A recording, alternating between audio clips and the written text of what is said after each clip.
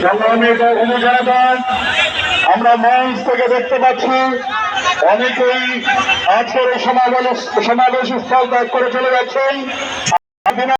বলছি পর্যন্ত কর্মসূচি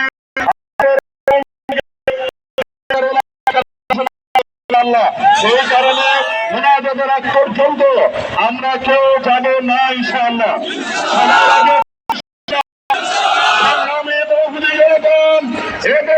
বক্তব্য রাখবেন বক্তব্য রাখবেন হযরত মাওলানা রেজাউল করিম শাহস্তাবাদী। আসসালামু আলাইকুম ওয়া রাহমাতুল্লাহি ওয়া বারাকাতুহু। প্রিয় তাওহীদি জনতা,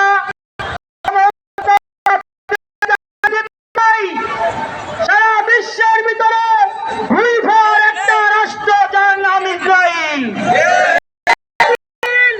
আমার ভাইয়ের পবিত্র রক্ত পবিত্র জমিনে ছড়িয়েছে। এই পৃথিবীর জমিনের উপরে ইসরায়েলের মানচিত্র থাকতে পারবে না। যতদিন আমাদের শরীরে রক্ত থাকবে ততদিন পর্যন্ত আমরা ইসরায়েলের বিরুদ্ধে জিহাদ ঘোষণা করে যাব।